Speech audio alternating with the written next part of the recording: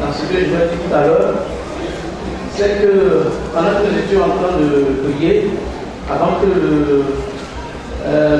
l'ancien n'intervienne par rapport à la Sainte-Seine, j'ai reçu un message d'une personne au milieu de nous pour dire que l'orateur, la Sainte-Seine et les prophéties sont venues confirmer ce que j'avais déjà reçu. C'est qu'il y a une personne qui traverse un moment difficile, qui est tellement éprouvée, elle fait face à une situation tellement difficile qu'actuellement, son cœur est rempli de peur. Cette personne a peur. Elle a des craintes dans son cœur.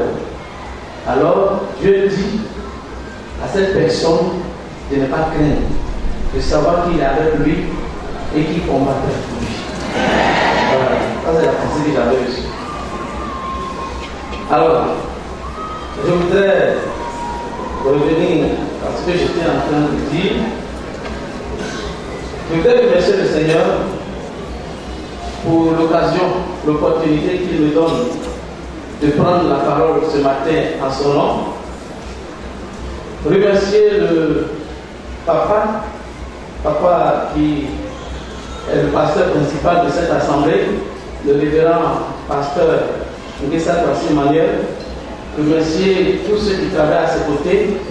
Il s'agit du pasteur Yorokan, le pasteur Yatikan, le pasteur Abraham et leurs épouses, sans oublier maman.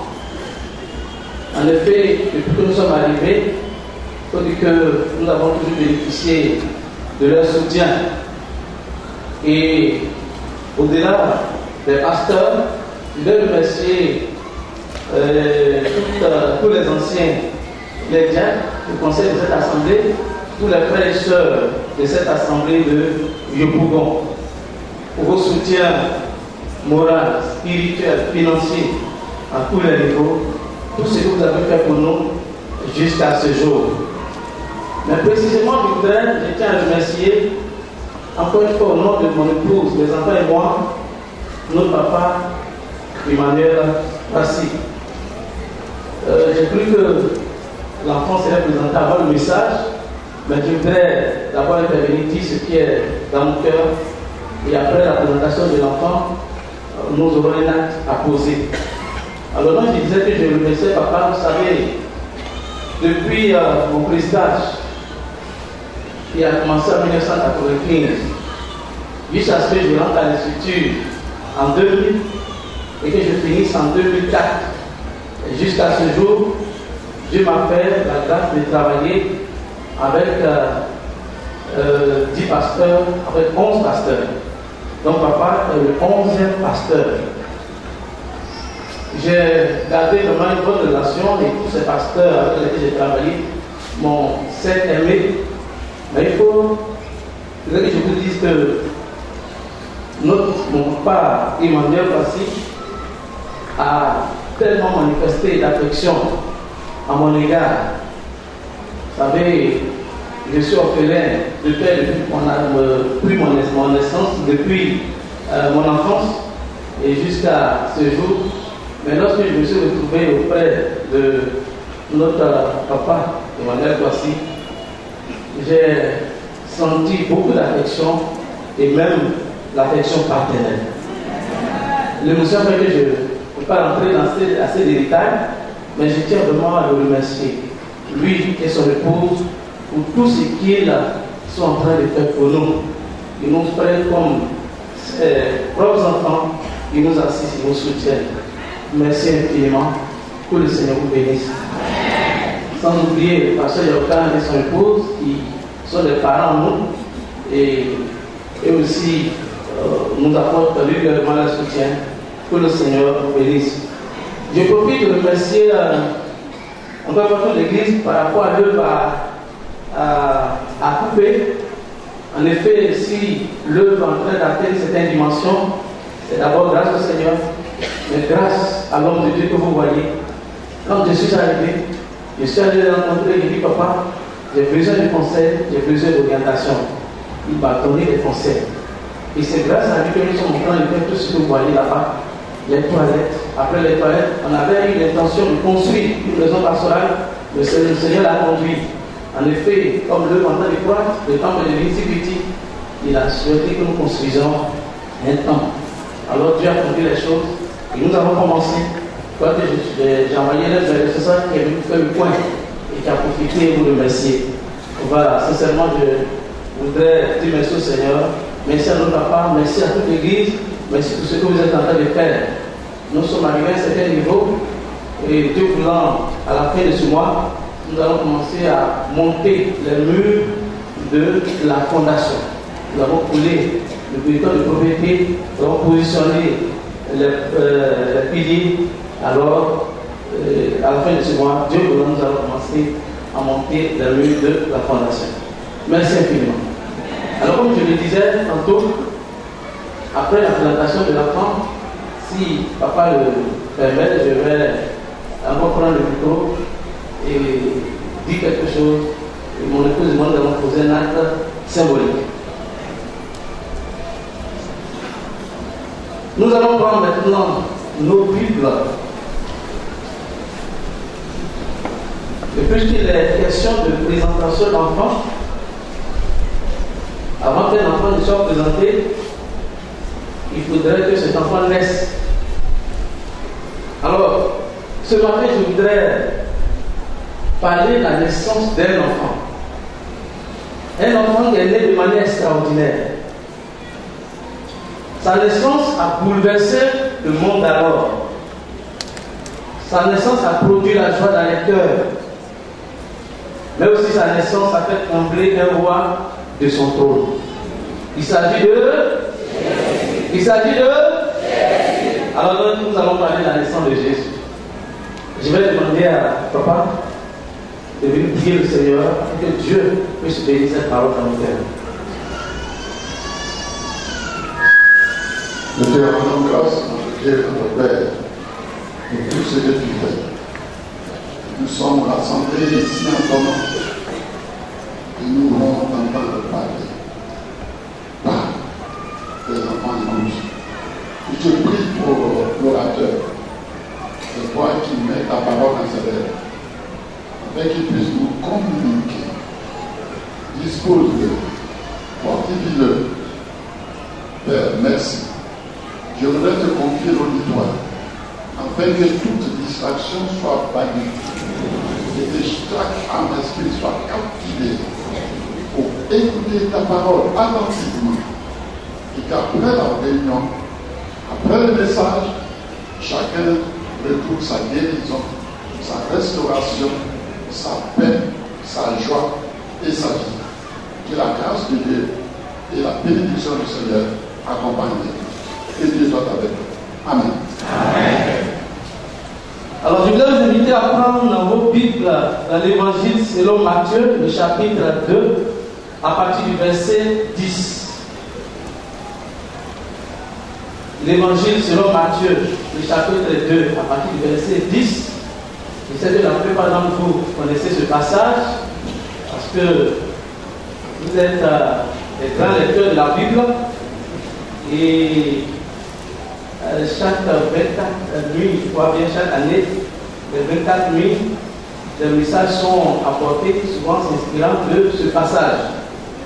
Alors Matthieu, le chapitre 2, à partir du verset 10, on devrait lire tout le chapitre, mais pour gagner du temps, nous allons lire ces deux versets de ce chapitre. Il est écrit: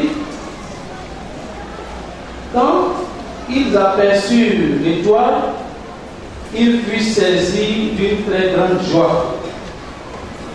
Ils entrèrent dans la maison, virent le petit enfant avec Marie, sa mère, se prosternèrent et l'adorèrent.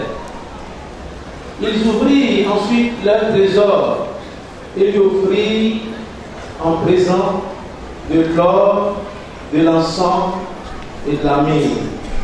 Amen. Il s'agit des mages. Alors, la pensée que j'ai voulu vous proposer est la suivante: l'offre des mages ou l'importance des présents des mages. Ce passage est tiré du livre Matthieu. Matthieu, vous savez, fut l'un des disciples de Jésus, fut l'un des apôtres de Jésus, dont le nom signifie récompense.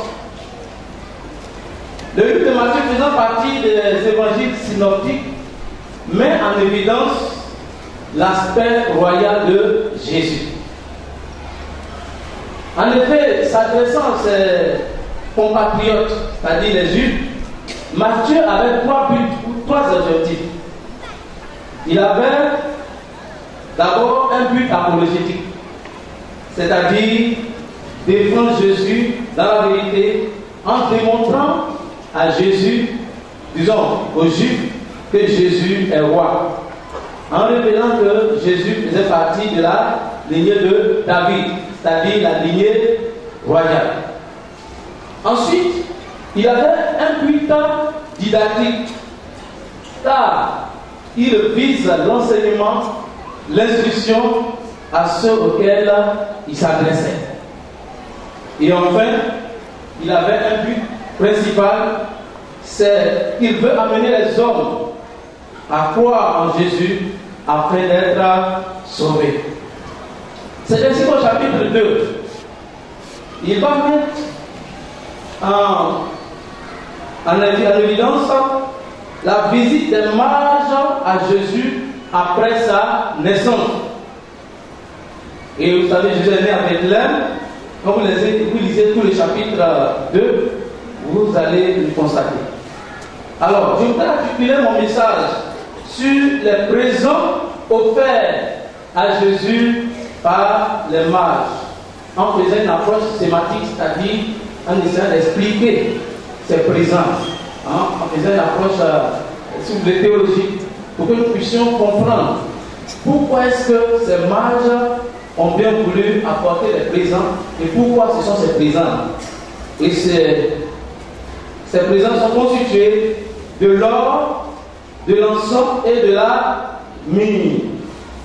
Alors, il est très très important qu'à l'instar des mages, nous puissions connaître en réalité qui est Jésus afin de lui offrir ce qui lui est dit, du moins. Les mages, ce sont des astrologues, pour ceux qui ne savent pas, ce sont des astrologues de nos jours. Ils déterminent le caractère et prévoient le décès des hommes par l'étude des astres, c'est-à-dire la lune, le soleil, les étoiles. Donc, ce sont des gens qui font des recherches.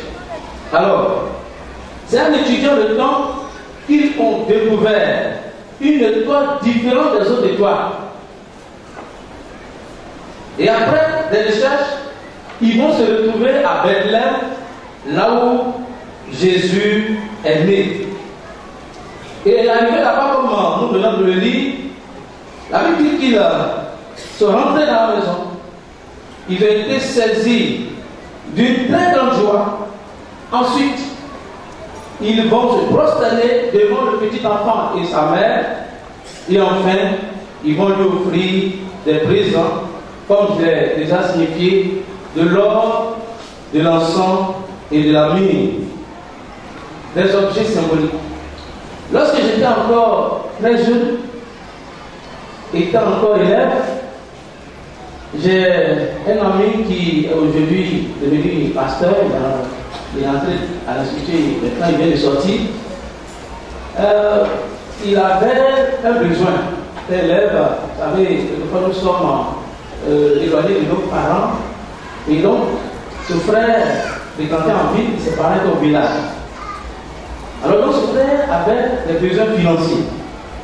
Il a fait une commission à ses parents pour leur demander un soutien financier. En retour, ses parents vont lui faire parvenir deux choses. Un morceau de caillou et puis une pièce de 5 francs. Le frère est tombé, dit, mais pourquoi mes frères, pourquoi mes parents m'apportent un morceau de caillou et puis une pièce de 5 francs? Et après réflexion, il va comprendre. C'était des actes symboliques. C'est un message que ses parents voulaient véhiculer. Alors, le message est le suivant. Les temps sont durs comme ce caillou. Simplement, il n'y en a pas. Alors, vous comprenez que souvent, on pose des actes symboliques pour véhiculer des messages. Alors, par rapport au contexte des mages, je voudrais que vous puissiez comprendre que les actes que les mages ont posés ou les présents qu'ils ont apportés étaient des choses symboliques. Dans le premier temps, ils ont apporté de l'or. L'or, c'est une matière glorieuse qui est dédiée au roi, au grand. L'or est illustré plus de 300 fois dans la Bible. C'est une matière précieuse. L'or est dans l'écriture le symbole de la gloire de Dieu, qui trouve son expression dans sa justice, c'est-à-dire la justice de Dieu, sa majesté, sa sainteté, sa puissance, sa sagesse, sa vérité, sa bonté, sa grâce, son amour, etc. Nous pouvons voir cela dans Hébreux, le chapitre 9, le verset 5, Apocalypse, le chapitre 21, le verset 18. Alors, les mages ont mis en évidence qu'ils avaient en face d'eux un roi. Un roi.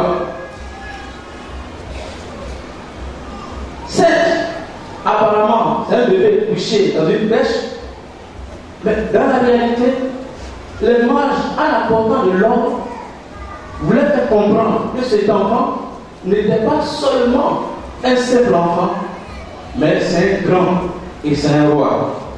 Alléluia. Ça, c'est l'image que les mages avaient de cet enfant.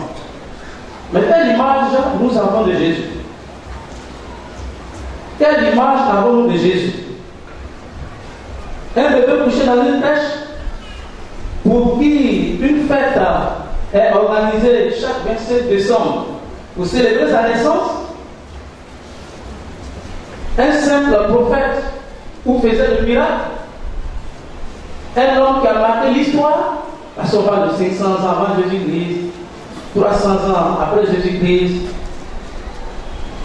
Un homme crucifié sur une croix ou un chef religieux?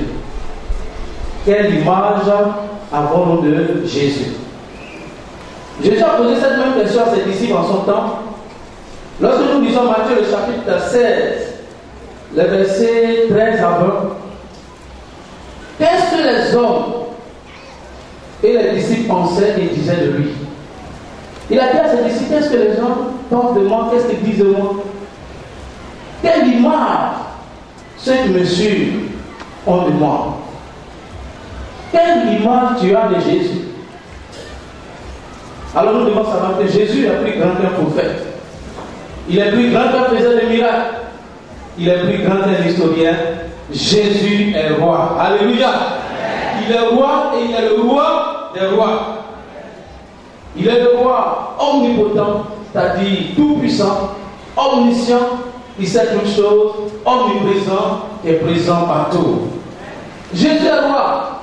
Et en tant que tel, il doit régner. Un roi règne, n'est-ce pas?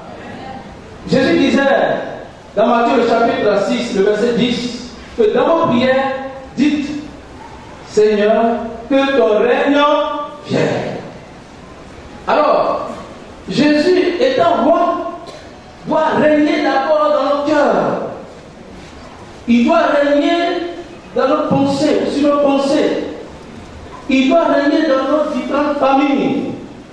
Il doit régner sur nos biens matériels et financiers. Est-ce que Jésus règne sur ton cœur? Est-ce qu'il est roi en réalité dans ton cœur? Est-ce que ce n'est pas quelqu'un d'autre qui règne dans ton cœur? Est-ce que ce n'est pas Satan qui règne dans ton cœur? Est-ce que ce n'est pas les démons qui règnent dans ton cœur? Est-ce que ce n'est pas le péché qui règne dans ton cœur? N'es-tu pas dominé par le péché, par le mal? N'es-tu pas esclave du péché? Comme Paul disait ceci: misérable que je suis, qui me délivrera?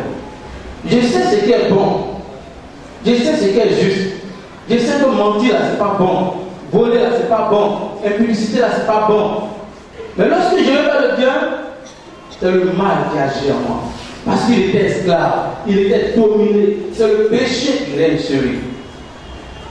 Mais Jésus veut régner dans ton cœur. Si d'aventure, ce sont ces choses qui règnent, alors sache que ce matin, Jésus veut régner dans ton cœur. Alléluia. Alors, lorsqu'on va donner des ordres à ces sujets, ces derniers doivent se soumettre, n'est-ce pas? Quand il n'y a pas de loi, alors il va te dire, bon voilà ce que tu dois faire, voilà comment tu dois te comporter, voilà comment tu dois agir. Il te confie même des messages. Alors donc, pour nous devons comprendre que Jésus est vraiment notre roi. Nous devons lui obéir. Obéir à Jésus en mettant en pratique sa parole, en nous éloignant du péché, en menant une vie de sanctification. Ensuite, lorsque nous lisons Matthieu le chapitre 28 à partir de verset 19, l'ordre suprême que le roi a donné à l'Église, c'est d'aller partout le monde entier et de prêcher sa parole, de prêcher l'évangile, de prêcher la bonne nouvelle. Je bénis le Seigneur qui avait voulu conduire les serviteurs de Dieu qui sont quittés d'autres horizons et qui sont venus prêcher l'évangile ici. Et tout à l'heure, le pasteur il a demandé tous ceux qui étaient présents, parce que la plupart des frères et sœurs étaient debout. Et là-bas, nous avons vu comment Dieu a travaillé. Mais ce qui prime, c'est le fait que la parole de Dieu a été prêchée.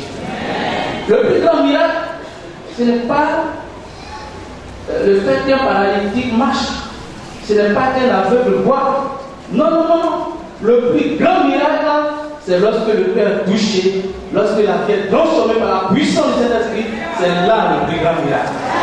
Des drogués, des voleurs, des personnes qui étaient rejetées de la société, qui rencontrent Jésus et qui reçoivent une transformation de leur vie, ça c'est un miracle de Dieu. Une fois, un monsieur allait voir un pasteur, et il a dit au pasteur, c'est un courageux, il dit, mais pasteur, qu'est-ce que vous donnez à vos chrétiens là? Qu'est-ce que vous leur donnez? Et ils viennent, là-bas, non, on les met en prison pour qu'ils changent. Mais quand ils sortent là, ils deviennent encore pire. Mais quand ils viennent sur vous là, ils sont bien une transformation. S'ils étaient volés, ils en abandonnent. Le pasteur a dit, nous ne donnons rien, c'est Jésus qui visite ces cœurs. Alléluia. Alors c'est Jésus que nous donnons. Donc, nous devons prêcher l'évangile. Parce que si nous ne prêchons pas Jésus, si nous ne prêchons pas l'évangile, alors nous sommes en train de démissionner, alors que nous sommes appelés à prêcher l'évangile partout dans le monde entier. En tant que roi, comme je l'ai dit tantôt, il veut alors écarter. Il veut pas partager son règne avec une autre personne. Il ne veut pas partager son règne avec les démons. Il ne veut pas partager son règne avec les sorciers, avec les puissants des ténèbres. Il veut régner seul dans nos cœurs. Et c'est pourquoi je le disais tantôt, si d'aventure, au lieu que Jésus soit roi dans ton cœur, et que ce sont les démons, ce sont les sorciers, ce sont les puissants des ténèbres qui règnent dans ton cœur, sache que ce matin, Jésus veut chasser ces démons-là. Il veut chasser ces mauvais esprits de ton cœur et il veut régner totalement en toi. Il veut être le seul roi. Alléluia. Alors donc, la première des choses, c'est que ces mages ont apporté de l'or, montrant que Jésus est roi. Par la suite, ils ont fait de l'encens. Ils ont fait de l'encens. L'encens, c'est une substance aromatique qui brûle en pénétrant, en répandant du moins une odeur pénétrante. Vous voyez que la plupart d'entre nous connaissons ce que c'était l'encens. Et surtout tout à l'heure, on brûlait de l'encens. Pour ceux qui n'aiment pas son odeur, vous se sentez gênés. Parce que c'est très piquant, c'est très pénétrant. Alors, dans ma réflexion, j'ai dit, mais pourquoi ces marques ont donné une leçon? En effet, les marques mettent encore en relief que Jésus non seulement est roi, mais il mérite d'être adoré. Sous l'ancienne alliance, les sacrificateurs ou le peuple de Dieu, pour adorer Dieu, apportaient de l'encens. L'encens, c'est l'image, c'est le symbole de l'adoration. Alors, ce match voulait montrer que nous avons en face de nous un roi, mais un roi qui mérite d'être adoré. Dieu nous a mis à part pour que nous puissions l'adorer. Et Dieu exige de son peuple la louange et l'adoration. Si Dieu a bien voulu nous créer, c'est pour que nous puissions l'adorer. S'il a bien voulu nous sauver du péché, l'emprise du diable et des démons, s'il a bien voulu que nous puissions faire partie de sa famille, alors c'est pour que nous puissions, nous devons comprendre que c'est pour que nous puissions l'adorer. Adorer Dieu, c'est quoi? Adorer Dieu, c'est d'abord l'acte de lever les yeux vers Dieu. C'est rendre compte de sa sainteté et sa perfection. C'est également le reconnaître dans toute sa puissance, sa gloire, comme créateur et juge. C'est également accepter ses droits exécutifs et souverains sur nous. En résumé, pour que vous puissiez mieux comprendre, adorer Dieu, c'est l'élan du cœur de celui qui a reconnu le Père comme celui qui donne, le Fils comme sauveur et le Saint-Esprit comme l'autre ou l'invité. Et cela est résumé dans Jean, le chapitre 3, le verset 16. Dieu le Père, Dieu le Fils et Dieu le Saint-Esprit. L'élan de nos cœurs vers celui qui donne, le Père qui donne, le Fils qui est venu sauver, le Saint-Esprit qui est venu continuer son œuvre. Alors, nous sommes appelés à adorer Dieu à travers Jésus. Jésus seul mérite l'adoration. Et non les hommes. Non les hommes. Aujourd'hui, malheureusement, on voit des personnes aller se prosterner devant des statues. Des personnes allant se prosterner devant la créature. Dieu nous a payés pour que nous puissions dominer sur toutes choses. C'est-à-dire, tout ce qu'il a créé. C'est pour que nous, en tant que ces ressemblants, que nous puissions adorer, dominer ces choses, dominer sur les arbres, dominer sur toute la créature. Mais malheureusement, au lieu que ce soit nous qui dominons sur ces choses, nous allons chercher du secours auprès des eaux, auprès des arbres, et toutes ces choses ne sont pas bien. Et je crois que pour ceux qui étaient à l'évangélisation hier, on constate que plusieurs sont venus avec des objets d'idoles. Alors Dieu voudrait que nous puissions l'adorer, et la seule personne qui mérite d'être adorée, c'est Jésus. Est-ce que ce matin, c'est Jésus que tu adores ou tu adores une créature? Est-ce que tu n'as pas de fétiche avec toi? Il y a un frère qui, après sa conversion, a acheté pratiquement tout ce qu'il avait comme idole, avec les conseils du pasteur. Et voilà que un jour, le pasteur va se rendre chez le frère et conduit par le Saint-Esprit, Dieu va révéler à son serviteur que cet homme a encore un cannabis sous son lit. Alors le pasteur va dire, frère, voilà, Dieu m'a révélé que tu as un cannabis sous ton lit.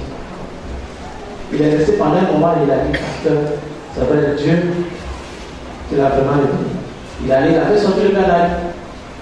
Et le pasteur dit, c'est vrai que nous puissions le casser. Il dit, pasteur, tu veux ma mort. C'est moi-même qui suis là comme ça. Avant ma conversion, on m'a dit que si on cassait le cannabis là, moi je suis mort. Est-ce qu'il y avait un frère, une soeur qui, malgré les années de conversion, a toujours des objets, a toujours des idoles, talismans, des amulettes et certaines choses avec lui? Alors nous devons nous débarrasser de ces choses. Parce que la Bible dit que les idolâtres n'hériteront pas le royaume des cieux. Alors nous devons adorer le Seigneur. Et lorsque on parle également d'adoration, c'est l'expression de notre reconnaissance à Dieu par nos lèvres. Lorsqu'on vient, on nous lève la voix pour louer le Seigneur, pour lui dire merci pour tout ce qu'il a fait pour nous durant soit l'année ou la semaine, c'est une manière d'adorer Dieu. Adorer le Seigneur, comme je l'ai dit, c'est reconnaître que Dieu est grand et puissant et il y a une certaine crainte qui va s'emparer de nous, qui va entrer dans nos cœurs et cela va nous amener à nous éloigner du péché. Et enfin, lorsqu'on dit que nous adorons Dieu, c'est le fait également de lui apporter des offrandes.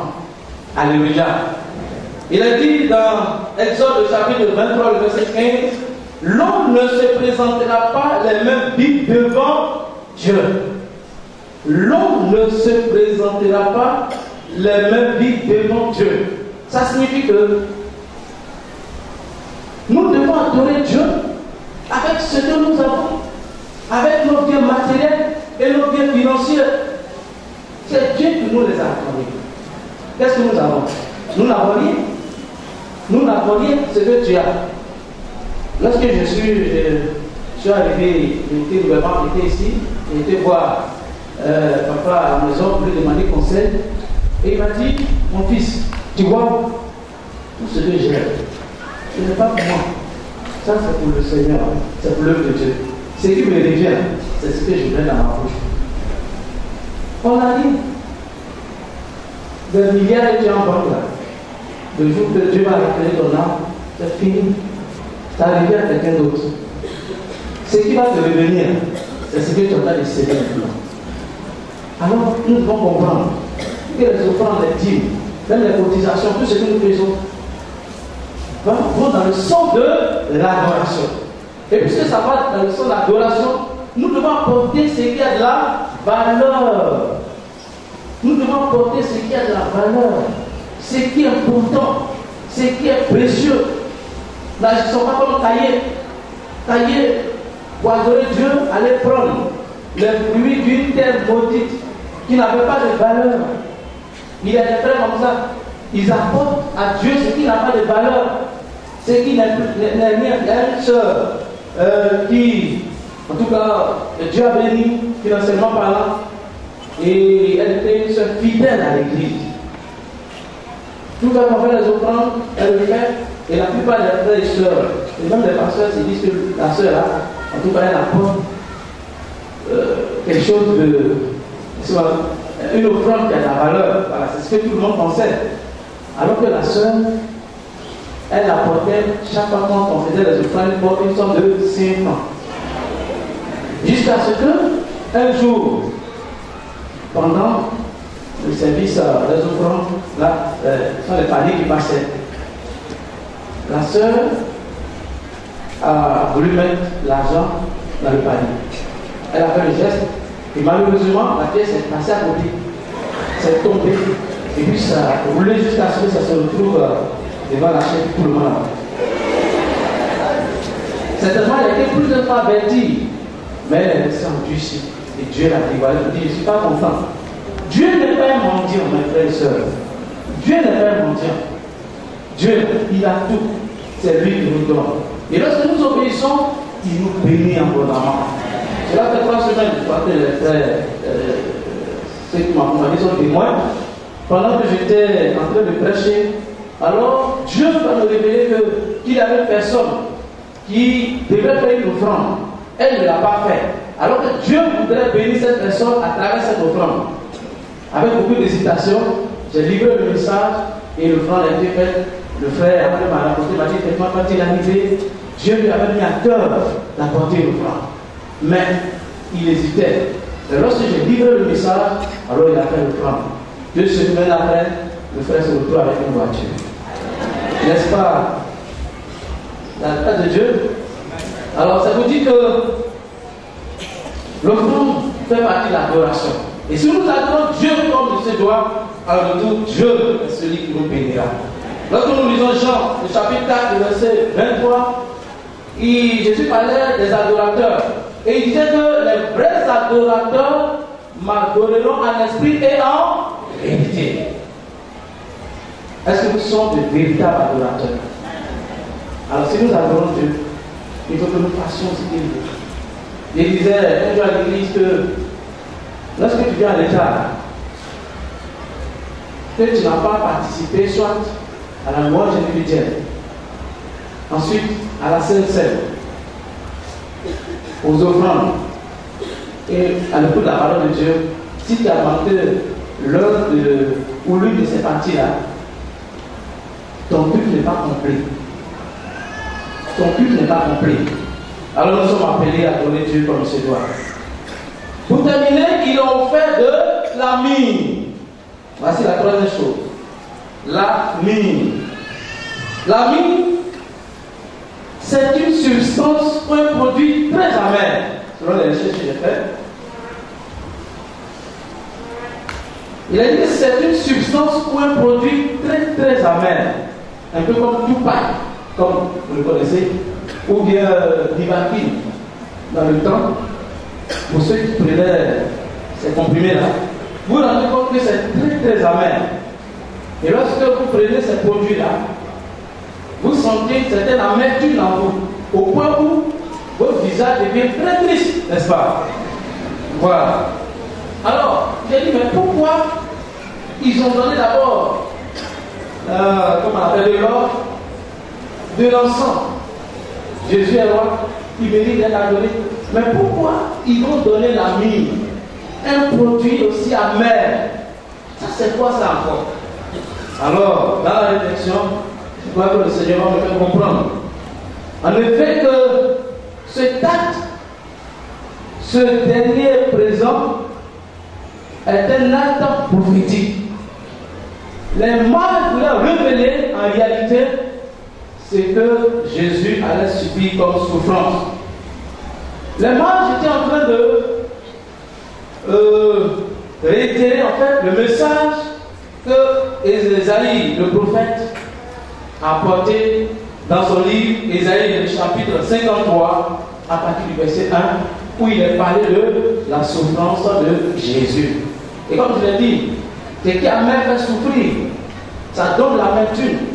Par contre, c'est une souffrance au corps physique. Alors, les gens veulent révéler cet homme, cet enfant, il est Dieu. Il mérite d'être adoré, mais également il va souffrir. Alléluia. Jésus est le seul homme, j'ai envie de dire, qui a connu la souffrance la plus extrême, la plus terrible. Jésus a connu l'ignominie, une grande honte. La dernière fois, j'étais en train de parler un peu de la souffrance de Jésus à Coupé et j'ai fait appel à une sœur. Et quand elle est venue, je lui ai demandé de se déshabiller devant tout le monde. En prédiquer, ce n'est pas aussi facile. Elle ne l'a pas fait. Devant peut-être 200 personnes, elle a eu du mal à se déshabiller. Or, Jésus a été mis devant des milliers de personnes. Il a connu la honte. Jésus a porté une croix. Une croix qui pesait environ 50 kg et a parcouru environ 600 mètres, près d'un kilomètre. Ce n'est pas aussi facile. Ici, on me dit que si on vous portait un sac de riz de 50 kg et on vous demandait d'aller ou de parcourir 50 mètres, vous aurez des problèmes. Mais Jésus a connu cette souffrance. Il a dit qu'il a porté une couronne d'épines dont les épines mesuraient environ 2 et 15 cm et qui était enfoncée dans son crâne. Il a été fouetté. Jésus, comme je le disais, il a connu l'ignominie, des injures, des moqueries, toutes sortes de souffrances. Alors que nous savons que lui n'a rien fait. Quand il est venu, il ne faisait que du bien. Il guérissait les malades, il chassait les démons. Il a multiplié du pain et du poisson. Il a nourri des milliers de personnes. Lui, le juste, va connaître une souffrance tellement terrible, que lorsque nous lisons Ésaïe, le chapitre 53, le verset 7, il a dit qu'il était semblable à un agneau qu'on mène à la boucherie, à une brebis muette devant ceux qui la tombent, mais il n'a point ouvert la bouche. En effet, Jésus pouvait dire un seul mot, et puis c'est fini, toutes ces personnes seraient neutralisées. Mais Jésus ne l'a pas fait. Il a accepté de souffrir, et il a été crucifié à la croix du Calvaire. Il est mort. Il est mort comme un brigand. Il est mort comme un misérable. Il est mort comme un voleur. Mais vous savez pourquoi est-ce que Jésus a accepté sa souffrance? Vous savez pourquoi est-ce que Jésus a accepté sa souffrance? Pour ceux qui ne le savent pas, c'est à cause de toi. C'est à cause de toi, mon frère. C'est à cause de toi qui n'as pas encore connu Jésus. C'est à cause de toi qui est encore sous l'emprise du diable et des démons. C'est à cause de toi qui est encore dans le péché. Alors, il faudrait que tu puisses tenir compte de la souffrance que Jésus a subie pour toi, et il est important que tu puisses faire la paix avec Jésus. Alléluia. Il a souffert pour ne plus que toi tu puisses souffrir. La Bible dit que par ses maîtres ici, nous sommes guéris. Et pour ceux qui étaient à l'évangélisation, voyez comment Dieu a travaillé.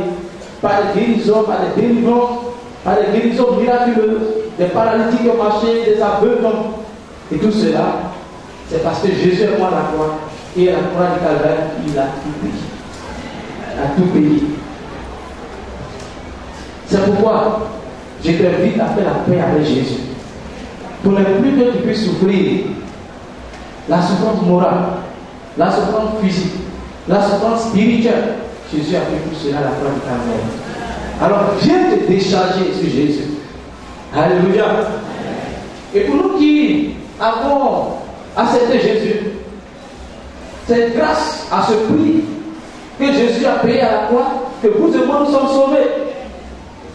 Alors nous devons avoir une considération pour ce que Christ a fait en nous éloignant du péché, en nous éloignant du mal. Comme quelqu'un me disait que le sang de Jésus n'est pas un chiffon. Vous voyez, il a accepté, ils s'en vont, ils vivent dans le péché. À la fin de la semaine, Seigneur, pardonne-moi. La semaine qui suit, ils s'en vont encore vivre dans le même péché. Ils reviennent encore, Seigneur, pardonne-moi. Et ainsi de suite, ainsi de suite. Et dans d'autres communautés, chaque fin de semaine, il faut aller me confesser. Alors donc, ils attendent ce moment-là pour aller se confesser. Le sang de Jésus n'est pas un chiffon. Alors nous, c'est vrai, quand nous sommes encore sur la terre, nous sommes encore sur la terre, il peut arriver que les faiblesses peuvent se présenter. Et si cela arrivait, il est important que nous puissions apporter cette faiblesse-là au Seigneur. Seigneur, voici ma faiblesse. Souviens-toi que tu es mort à la croix. Ce n'est pas en vain que tu sois mort à la croix pour mes péchés. Et enfin, la souffrance de Jésus doit nous amener à comprendre que nous qui sommes ses disciples, Jésus disait, celui qui veut me suivre, qu'il se charge chaque jour de sa croix. Alléluia. La croix, c'est l'image de la souffrance que Christ a subie. Alors nous devons nous armer de cette pensée, de savoir que nous pouvons également souffrir. Celui qui veut suivre Jésus, il va comprendre qu'il va aussi souffrir. Mais cette souffrance est différente de la souffrance de ceux qui ne connaissent pas le Seigneur. Dans le passé, je crois que ça continue, il y a des messages qui véhiculaient. Arrêtez de souffrir. Arrêtez de souffrir. C'est vrai, Jésus nous décharge. Et nous avons la paix du cœur, la paix de l'âme. Mais un chrétien peut tomber malade. Il arrive souvent certains qui sont étonnés comment lui, il est chrétien comme ça là, et puis il tombe malade. Sa vie là n'est pas trop claire. C'est vrai que les conséquences du péché, ça peut être la maladie et ainsi de suite. Mais ça peut être une épreuve. Job a été éprouvé, n'est-ce pas? Beaucoup de personnes ont été éprouvées. Et nous devons comprendre que que nous pouvons être éprouvés spirituellement, moralement, financièrement. Un chrétien n'est jamais pauvre, mais il peut être privé de biens financiers, n'est-ce pas? Alors, il est important qu'on comprenne. Et quand on est chrétien, Dieu veut permettre des moments de preuve. Peut-être qu'il y a des bien-aimés qui sont éprouvés, qui travaillent dans des moments difficiles, qui se posent tellement de questions. Mais pourquoi moi, Seigneur? Il y a certains qui commencent à raisonner comme Azab. Azab a dit, Dieu, je ne comprends rien. Les méchants, c'est eux qui prospèrent. Les mauvais, c'est eux qui ont tout. Quand ils passent son bout là, ils réussissent. Ils sont en bon point. Ils sont en l'aise. Ils ont des voitures. Mais j'ai l'impression que Dieu, c'est en fait que nous, on a purifié nos cœurs. Mais Dieu va nous faire comprendre. Regarde la fin du méchant. Et regarde la fin du juste. C'est la fin qui porte. Et ce qui est important d'abord, c'est que Dieu est toujours avec nous. Alléluia. Si nous passons par le feu, Dieu ne permettra pas que nous soyons consumés. Si nous passons par le fleuve, Dieu ne permettra pas que nous soyons noyés. Il sera avec nous. Et il a dit, voici, je suis avec vous tous les jours jusqu'à la fin du monde. Et ça fait la grâce est ici. Quand nous lisons Jean 16, le verset 33, vous serez des tribulations. Mais prenez courage, parce que mon Dieu, j'ai vaincu le monde. Alors, bien mes frères, ma soeur, sachez qu'on peut souffrir, ça peut arriver. Mais si ça arrive, alors nous ne devons pas nous décourager. Bien au contraire, ayons les yeux fixés sur la croix de Christ. Ayons les yeux fixés sur Jésus. Il y a un homme de Dieu, peut-être tout à l'heure fini, il y a un homme de Dieu qui disait, tellement qu'il a souffert, et un juif dit, moi j'ai plus souffert que Jésus. Ça, peut-être que c'est ce que j'ai en train de dire, que ma souffrance quand même là. Là, c'est quelqu'un souffre comme moi comme ça. Non. Jésus, il est au courant, il te voit. Chaque jour, il compatit tes douleurs. Il est avec toi. Il ne t'abandonne jamais. Et j'insiste là-dessus. Tu es en train de souffrir. Tu es éprouvé. Peut-être que tes parents t'ont rejeté. Peut-être que même les frères et sœurs ne sont pas au courant de la souffrance que tu as de subir. Mais Dieu, dans le secret, il est au courant. Il est au courant. Et il est avec toi. Alors, voici un peu, en résumé, le message, ou si vous voulez, le message que les mages ont voulu véhiculer en apportant ces présents à Jésus. Jésus, il est roi. Jésus, il mérite d'être adoré. Et enfin, de savoir que Jésus a souffert pour vous et moi. Alors nous devons comprendre que nous devons faire la paix avec Jésus.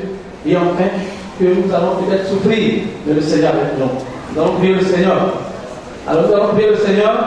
Et chacun va prier le Seigneur. Si depuis longtemps c'est le péché qui règne dans ton cœur, tu dis Seigneur, voici c'est le péché qui règne en moi. À partir de ce moment-là, je voudrais que tu me débarrasses de ce péché et que tu règnes dans mon cœur. S'il y a depuis longtemps tu n'adores pas le Seigneur, alors il faut demander au Seigneur de t'aider à l'adorer comme un véritable adorateur. Si tu es en train de souffrir, alors il faudrait prier le Seigneur, il faudrait faire confiance au Seigneur, parce que tu ne vas pas t'éterniser dans cette souffrance. Lui, il a préparé une voie de sortie et il te bénira. Donc, je sais la tête et commencez à lever la voix et prier le Seigneur, s'il vous plaît. Kambailo, Shimandala Balo de Ki,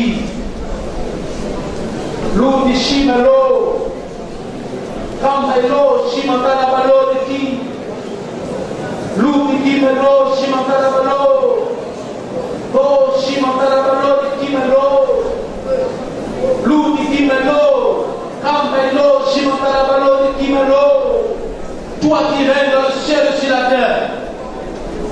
Toi qui as bien voulu que cette parole soit portée dans la faiblesse de la chair, avec assez de lacunes, mais tu as bien voulu que cette parole soit portée. Seigneur, je voudrais dans un premier temps t'apporter ma vie. Aide-moi à comprendre, à savoir que j'en fais partie un grand, un roi, un Dieu puissant. Seigneur, donne-moi de t'adorer comme il se doit. Donne-moi de comprendre cette souffrance que tu as subie pour moi. Seigneur, merci de le faire. Avec tout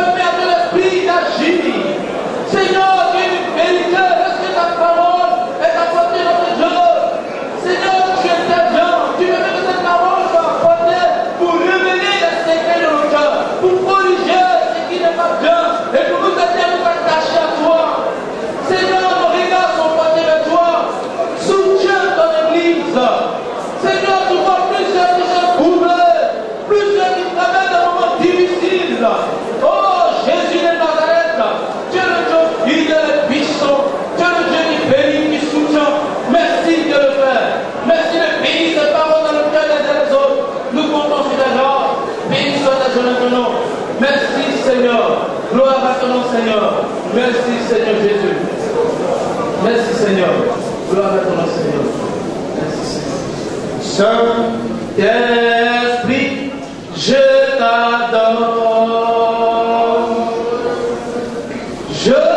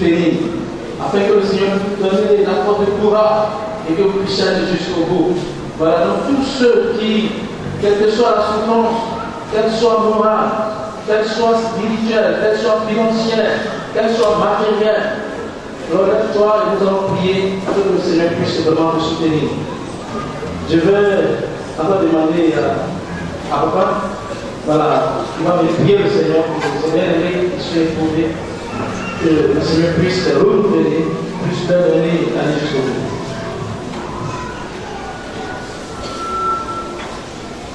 Seigneur notre Dieu, notre Père, tu connais chacun, tous ceux qui sont levés, aussi que sur la page, rez-de-chaussée, mezzanine au milieu ici. Tu sais le mal dont ils souffrent.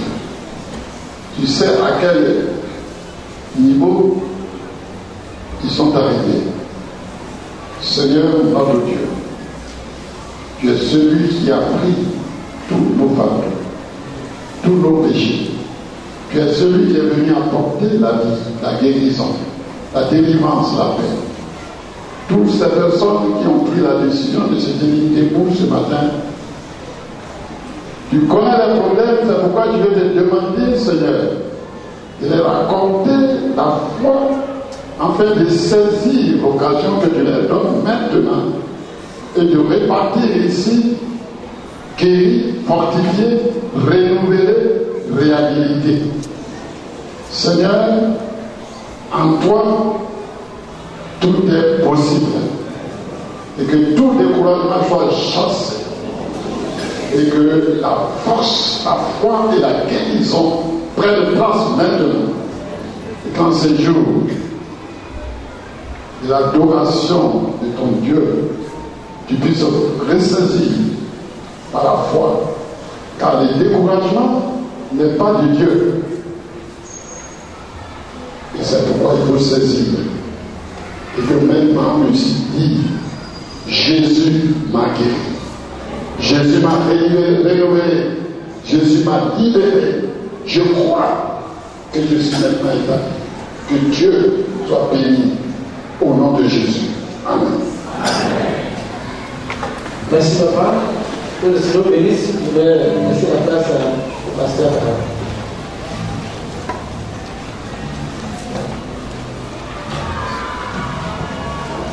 Nous disons merci à notre Seigneur. Merci aussi à l'homme de Dieu qui s'est laissé conduire par le Saint-Esprit pour nous parler de la part de notre Seigneur. Que le Seigneur le bénisse son ministère, bénisse aussi sa famille et son Église. Aujourd'hui, c'est le dernier dimanche du mois